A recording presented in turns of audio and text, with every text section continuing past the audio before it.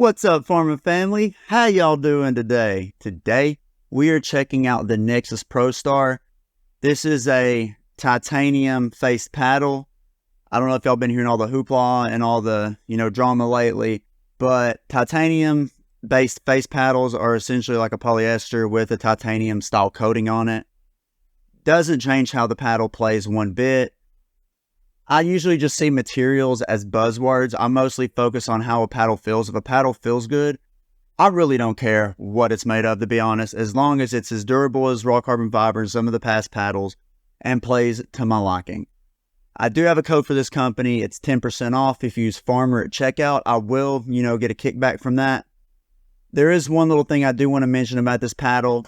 It does have a slightly bigger grip circumference at 4.25 inches compared to 4.125 inches that some of the other paddles have. This is classified as a Gen 3 paddle. It's got polypropylene honeycomb core all the way through it, but then it's also got foam injected inside all of the honeycombs. I'm going to get into how this plays. This plays way different than all the other Gen 3s I've played with, but yeah, let's get into this. All right, first thing I want to talk about with this paddle is the pop. This thing definitely has more pop than all the Gen 2, paddles that I've played with. Hands down. But, big old but here, it does not have the pop that the Rhombus Ripple and the new Yolas have. And I would say it's slightly down below the Paddle Tech 12mm, to be honest. It's in between the 12 and the 14mm in terms of pop. And when it comes to the pop, it's a springier filling. It's not like really, really stiff. It feels like some of the other titaniums, that I've reviewed. It's got that springy filling. It's really hard to explain, but it is a very unique feel.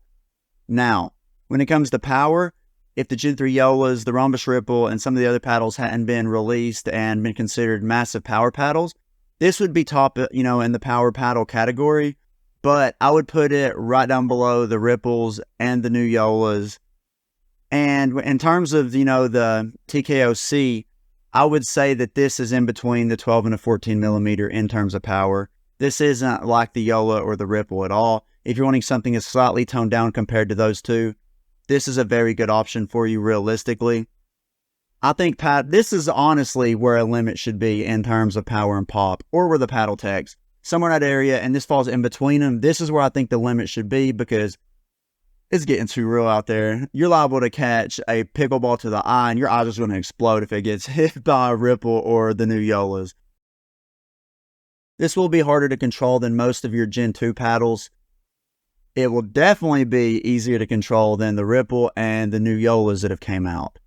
Like I said before, in terms of pop and power, this is in between the Paddle Techs. I feel the exact same way in terms of control. It's less, more controllable than 12mm and a little bit less controllable than the 14mm TKOC, if that's what I were to compare it to. When it came to the RPMs or the spin of this paddle, I got 1913. I totally almost misspoke there and said a really low number. Yeah, 1913 RPMs.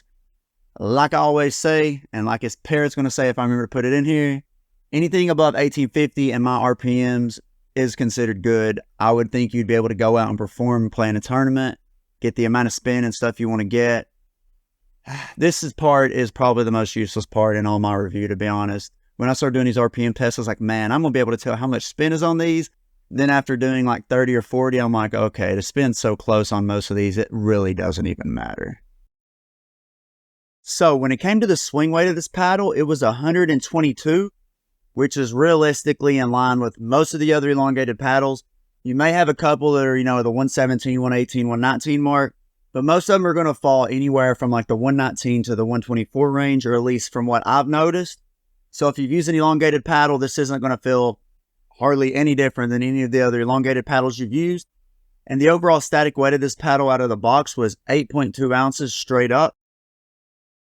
When it came to the twist weight was 6.33.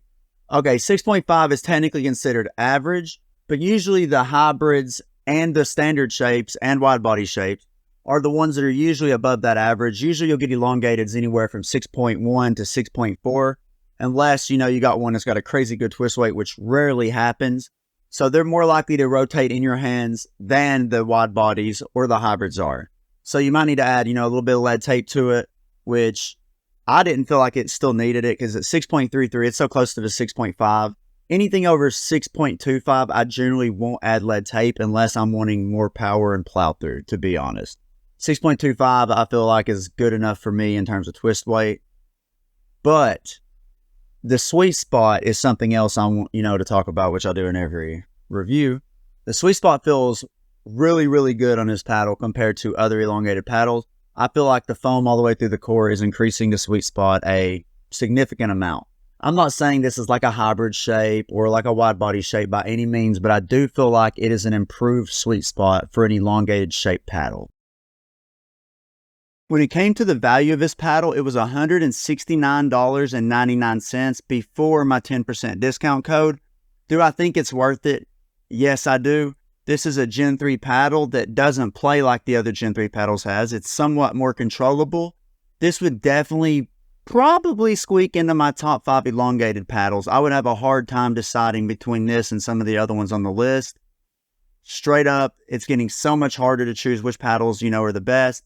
But in terms of, playing singles, I would love playing with this paddle in singles. I'm going to take it out and play with it a few more times and see if this is going to be, my go-to singles paddle. It's between this and a couple others.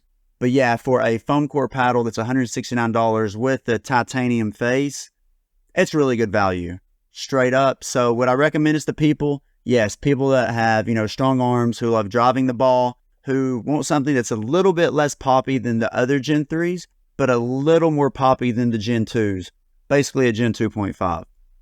But yeah, I hope y'all enjoyed this review. Until next time, stay safe, have a good day, drink plenty of water.